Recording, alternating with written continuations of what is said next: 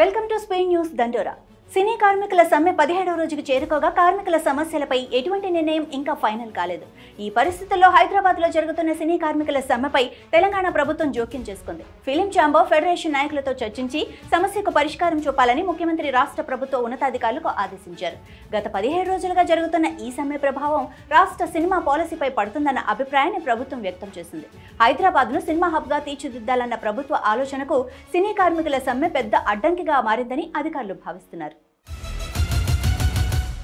మంగళగిరిలో Ratan Tata innovation హబ్ను CM Chandrababu, మంత్రి నారా లోకేష్ ప్రారంభించారు. రతన్ టాటా గొప్ప వ్యక్తి, ఆయన సింప్లిసిటీ ఎంతో గొప్పదని, ఆయనతో నాకు వ్యక్తిగత అనుబంధం ఉందన్నారు. రతన్ టాటా దేశానికి ఎంతో గొప్ప సేవ చేశారని, టాటా ఒక గొప్ప సామ్రాజ్యం ఏర్పాటు చేశారన్నారు.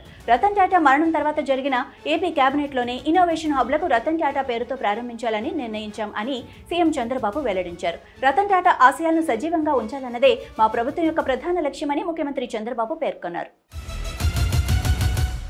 చేవేళ్ల మాజీ ఎంపీ రంజిత్ రెడ్డి నివాసంలో ఐటీ అధికారులు తనిఖీలు కొనసాగుతున్నాయి. ఇప్పటికే 24 గంటల పైగా అధికారులు సోదాలు నిర్వహిస్తున్నారు. అలానే మరో 6 కంపెనీల్లో ఆదాయ పన్ను శాఖ విస్తృత స్థాయిలో తనిఖీ చేస్తోంది. ప్రధానంగా DSR infrastructure, DSR builders and developers, DSR infra projects, DSR prime space వంటి రియల్ ఎస్టేట్ కంపెనీలపై అధికారులు దృష్టి సారించారు. ఈ కంపెనీల ఆఫీసులు, ప్రాజెక్ట్ సైట్లు, డైరెక్టర్లు, ఎగ్జిక్యూటివ్ డైరెక్టర్లు, సీఈఓ ఇళ్లలోనూ విస్తృతంగా సోదాలు జరిగాయి. వివేకానందరెడ్డి హత్య కేసుపై టీడీపీ ఎమ్మెల్సీ బీటెక్ రవి సంచలన వ్యాఖ్యలు చేశారు. సునీతకు గట్టి మద్దతుదారుగా ఉన్న బీటెక్ రవి నిన్న సుప్రీంకోర్టులో చోటు చేసుకున్న పరిణామాలతో వివేకా కేసు మరోసారి కోల్డ్ స్టోరేజ్లోకి వెళ్లిందా అన్న అనుమానం కలుగుతోందన్నారు. ఈ కేసుపై ఎలాంటి పురోగతి లేకపోవడంపై ప్రజాస్వామ్యవాదులు, అహింసావాదులు, ప్రజలు ప్రశ్నిస్తున్నారన్నారు. నిర్దాక్షిణ్యంగా వివేకానందరెడ్డిని చంపినప్పటికీ ఈ కేసును ఎందుకు తేల్చడం లేదన్న అనుమానాలు ప్రజల్లో ఉన్నాయన్నారు. వివేకానందరెడ్డి కుమార్తె సునీత ఈ కేసును త్వరగా తేల్చాలని అభ్యర్థిస్తున్నారని గుర్తు చేశారు.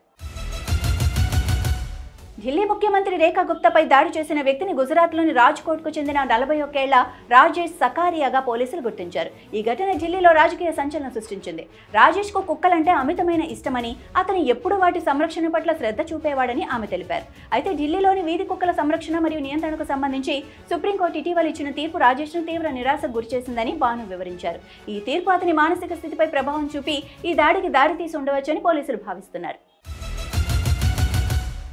ఆన్లైన్ బెట్టింగ్ యాప్ల ఆగడాలు హెచ్చుమీరే. అలాంటి వేళ ఆన్లైన్ గేమింగ్ బిల్లు 2025ను కేంద్ర ఐటీ, రైల్వే శాఖ మంత్రి అశ్విని వైష్ణవ్ బుధవారం లోక్సభలో ప్రవేశపెట్టారు. ఈ బిల్లు ప్రధాన లక్ష్యం ఈ స్పోర్ట్స్, సోషల్ గేమ్స్ కు ప్రోత్సాహం, ఆన్లైన్ మనీ గేమ్స్ పై నిషేధం విధిస్తారు. అలాగే యువత, కుటుంబాలను ఆర్థిక, మానసిక, సామాజిక ముప్పుల నుంచి రక్షించడమే లక్ష్యంగా ఈ బిల్లును తీసుకొస్తున్నారు. Online betting, gambling, fantasy sports, rummy, poker వంటి గేమ్స్ పై నిషేధం విధిస్తారు.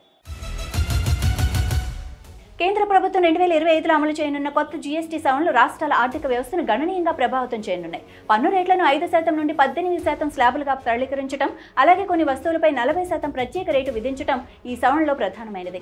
ఈ మార్పుల వల్ల రాష్ట్రాలు 7,000 నుండి 9,000 కోట్ల వార్షిక నష్టాన్ని ఎదుర్కోవచ్చని రాష్ట్ర ప్రభుత్వాలు ఆందోళన వ్యక్తం చేస్తున్నాయి. ప్రస్తుతం 28% స్లాబ్లోని ఆటోమొబైల్, సిమెంట్ మరియు వైట్ గూడ్స్ వంటి వస్తువులను 18% స్లాబ్కు తరలించడం ఈ సవరణలో ముఖ్యమైనది. ఈ రేటు తగ్గింపు వల్ల రాష్ట్రాల జీఎస్టీ ఆదాయంలో గణనీయమైన తగ్గుదల సంభవించవచ్చు. తెలంగాణలో మద్యం దుకాణాల లైసెన్సుల జారీకి నోటిఫికేషన్ విడుదలైంది. దరఖాస్తు ఫీజు 2 లక్షల నుండి 3 లక్షల వరకు పెంచారు. 2025 డిసెంబర్ నుంచి 2027 నవంబర్ వరకు 2 ఏళ్ల కోసం లైసెన్సులు జారీ చేయనున్నారు. మద్యం దుకాణాల ప్రస్తుత లైసెన్సుల గడువు ఈ ఏడాది నవంబర్తో ముగియనుంది. మద్యం దుకాణాల కేటాయింపులను ప్రభుత్వం రిజర్వేషన్లు కల్పించింది. గౌడులకు 15%, ఎస్సీలకు 10%, ఎస్టీలకు 5% రిజర్వేషన్లు ఉండనున్నాయి. 6 స్లాబుల ద్వారా లైసెన్సులు జారీ చేయనున్నట్లు నోటిఫికేషన్లో ప్రభుత్వం వెల్లడించింది. భారత ఐక్యరాజ్య సమితి భద్రతా మండలి వేదికగా దాయాది పాకిస్తాన్పై తీవ్ర స్థాయిలో విరుచుకుపడింది. మహిళలపై లైంగిక హింస విషయంలో పాకిస్తాన్ సిగ్గుమాలిన రికార్డును కలిగి ఉందని, అలాంటి దేశం మానవ హక్కుల గురించి మాట్లాడటం విడ్డూరంగా ఉందని ఘాటుగా విమర్శించింది. ఇరు దేశాల నడుమ సంఘర్షణ ప్రాంతాల్లో లైంగిక హింస బాధితులకు సహాయంపై జరిగిన చర్చలో పాకిస్తాన్ ప్రతినిధి అసీం ఇఫ్తికార్ అహ్మద్ అనవసరంగా కశ్మీర్ అంశాన్ని లేవనెత్తడంతో భారత్ ధీటుగా బదిలించింది. ఉపరాష్ట్రపతి ఎన్నికల ప్రక్రియలో కీలక ఘట్టం చోటు చేసుకుంది. అధికార ఎన్డీఏ కూటమి అభ్యర్థిగా సిపి రాధాకృష్ణన్ బుధవారం తన నామినేషన్ పత్రాలను అధికారికంగా దాఖలు చేశారు. ఈ కార్యక్రమం రాజకీయంగా అత్యంత ప్రాధాన్యాన్ని సంతరించుకుంది. ఎందుకంటే ఆయన నామినేషన్ దాఖలు సమయంలో దేశ ప్రధానమంత్రి నరేంద్ర మోడీ, పలువురు కేంద్ర మంత్రులు, బీజేపీ అగ్రనేతలు హాజరై ఎన్డీఏ ఐక్యతను మరింత బలపరిచారు. నామినేషన్ పత్రాలను రిటర్నింగ్ అధికారికి సమర్పించే సమయంలో వేదిక పైన ఒక బలమైన రాజకీయ సంకేతం వెలువడింది. ఇవి ఇప్పటివరకున్న స్పెయిన్ న్యూస్ దండోరా. చూస్తూనే ఉండండి అభినవ్ భారత్.